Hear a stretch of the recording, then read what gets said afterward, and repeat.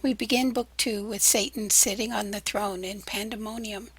He tells his minions that he will take the throne of hell because no one else could possibly want the job. I mean, who would want to be singled out as God's greatest enemy? Then we begin the great debate over what is the best course of action. Whether of open war or covert guile, we now debate who can advise may speak.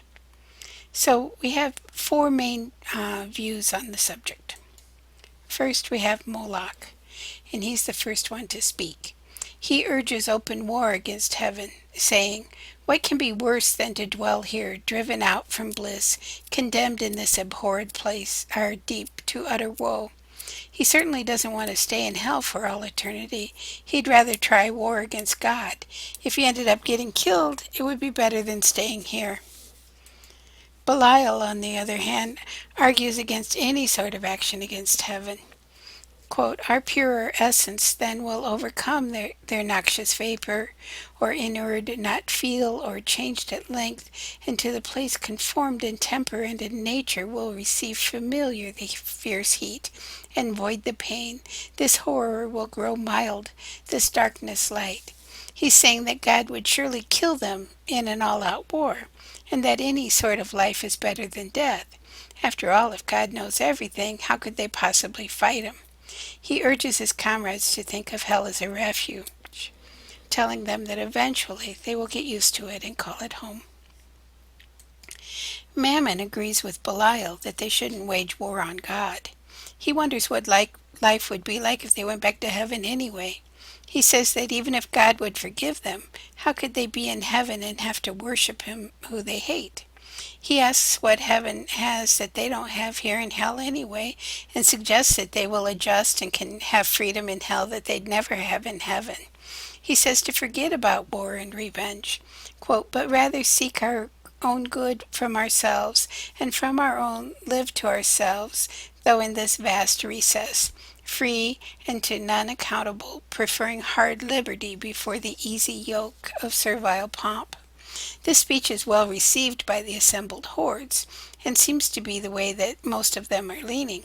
But then steps up the big guy, Satan's closest friend, Beelzebub. He tells them that they are not free in hell, no matter what they think, that they are in bondage because God rules even in hell.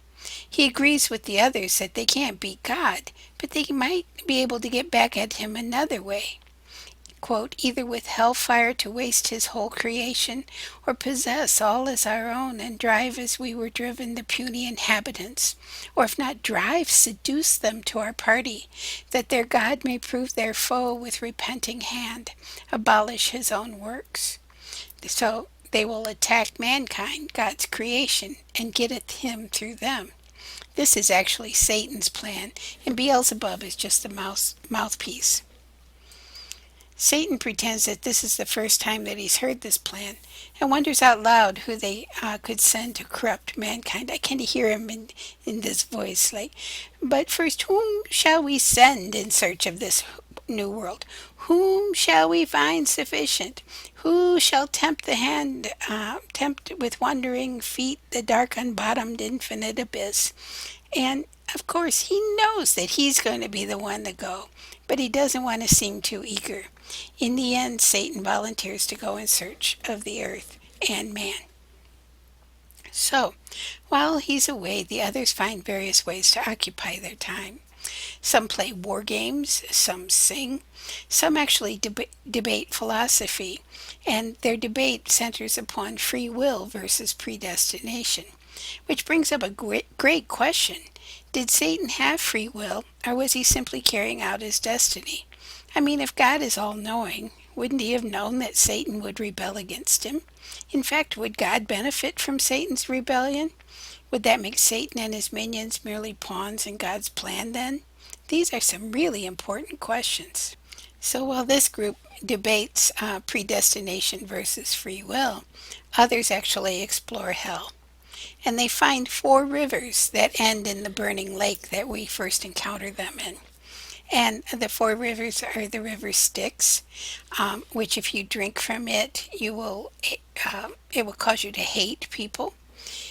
the river Acheron, which is the river of sorrow, the river Cocytus, which is the river of lamentation, and the river Phlegethon, which, if you drink of it, you will feel rage. So far off in the distance, there's another river, and that's the river Lethe, Lethe. And if you drink from it, it brings about forgetfulness. So the damned are constantly ferried back and forth across the river Lethe, but they're never allowed to drink from it. And Medusa actually guards it so that they can't get to it. And the reason why they don't want them to drink from the river of forgetfulness is that they don't want them ever to forget what they've done that damned them to hell in the first place, and nor can they ever forget that they're going to be in hell for eternity. So Satan eventually arrives at the nine gates of hell, or if you prefer a lighter image, it seems that there's always a Lego version. Anyway, there are two figures by the gate. The first is a woman. The one seemed woman to the waist and fair, but ended foul in many a scaly fold, voluminous and vast, a serpent armed with mortal sting. About her middle round a cry of hellhounds never ceasing barked, with wide Siberian mouths full loud, and rung a hideous peal. Yet when they list would creep, if aught disturbed their noise, into her womb, and kennel there, yet there still barked and howled within unseen. This woman is Sin. I find it interesting that she is a woman above the waist and a monster below. You'll find this combination a lot when women are considered to be sexually dangerous. Think of mermaids, for instance. Women above, and just when we come to her genital area, she turns into a monster of some sort. So Sin has these dogs that keep barking and are constantly crawling in and out of her. Not only do they bark while they're inside her room, but they actually gnaw at her insides. The other figure at the gates is Death. I love that his description begins on line 666. Milton did that on purpose. He does it again when the snake enters the Garden of Eden in one of the later books.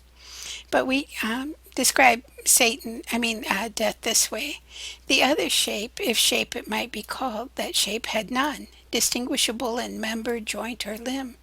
Or substance might be called that shadow seemed, for each seemed either black, it stood as night, fierce as 10 furies, terrible as hell, and shook a dreadful dart, what seemed his head the likeness of a kingly crown had on. So even though death is depicted as something of a skeletal figure here, Milton tells us that he doesn't have a corporeal body, but is more of a ghostly figure. So what are their relationships to Satan? When Sin talks to him for the first time, she said, "Hast thou forgotten me then? And do I seem now in thine eye so foul, once deemed so fair in heaven, when at the assembly and in sight of all the seraphim with thee combined in bold conspiracy against heaven's king, all on a sudden miserable pain surprise thee, dim thine eyes, and dizzy swum in darkness, while thy head flames thick and fast, through forth till on the left side, opening wide, likest to thee in shape and countenance bright, then shining heavenly fair, a goddess armed out of thy head I sprung." In other words, Sin sprang out of Satan's head when he was still in heaven. Amazement seized all of the host of heaven. Back they recoiled, afraid at first, and called me Sin, and for a sign portentous held me. But familiar grown I pleased, and with attractive graces won the most adverse. Thee chiefly, who full oft thyself in me, thy perfect image viewing. In other words, Satan sees himself in Sin, and so is attracted to her.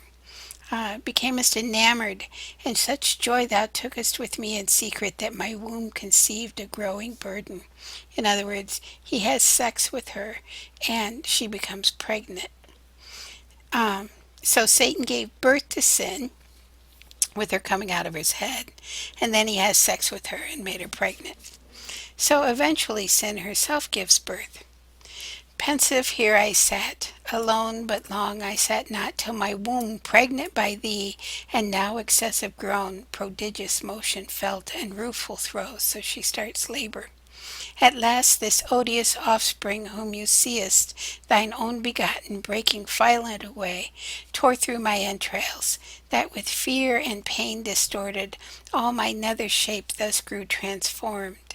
So when she gave birth to Death, her whole lower body was transformed. But he by but he, my inbred enemy, forth issued, brandishing his fatal dart, made to destroy. I fled and cried out death. Hell trembled at the hideous name, and sighed from all her caves, and back resounded death.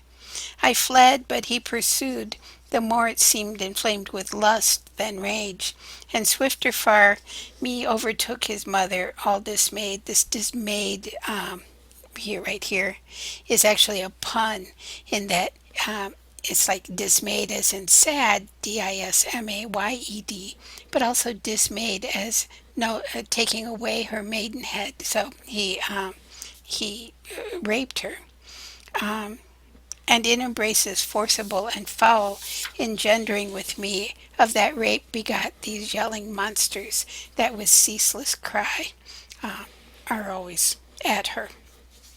So sin gave birth to Death, who immediately raped her and caused her to give birth to the hellhounds that she gives birth to again and again every hour of every day forever. So if you think about it, their family tree would look something like this. Satan gives birth to sin, then gets together with sin, and they give birth to death. And then death gets together with sin, and they give birth to hellhounds. It's a pretty perpendicular family tree. Um, so, whereas we're used to the Holy Trinity, the Father, the Son, and the Holy Ghost, here we have the unholy Trinity, the Father, the Daughter, and the ghost like death. It's just brilliant, isn't it? Anyway, this painting that we see here is by William Blake, an artist poet who we're going to meet a little later on. He did a series of illustrations for Paradise Lost. So sin informs Satan that she has the keys to the gates. This is where you really have to ask yourself how much God is manipulating events. I mean, one would think that if you were making a prison, you would lock the doors and keep the key on the outside. Not only is the key inside of hell, but it's in the hands of Satan's own daughter lover. That's just crazy. So, one thing I want to draw your attention to is something that I noticed when I first read this text.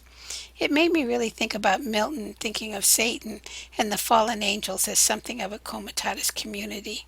Listen to what death says to Satan. Art thou that traitor angel? Art thou he who first broke peace in heaven and faith, till then unbroken, and in proud rebellious arms drew after him the third part of heaven's sons, conjured against the highest, for which both thou and they outcast from God are here condemned to waste eternal days in woe and pain? Does it sound familiar to you?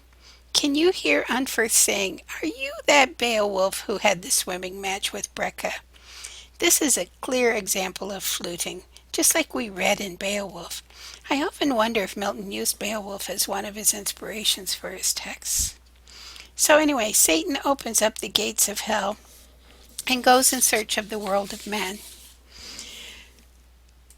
Unlike most men, he stops to ask directions from the King of Chaos and then continues on his way until he finally sees the earth fast by hanging in a golden chain this pendant world. So, just a couple of final questions. If an epic poem follows the heroic achievements of a hero, who is the hero of Paradise Lost? And finally, could this poem have parallels to Milton's own life? I mean, he was part of the revolt against the crown in England's Civil War. Could he be making a political statement here by equating Cromwell with Satan? Is that why Milton's Satan is so much more sympathetic than any other version we've ever encountered? As always, a lot to think about. Thank you.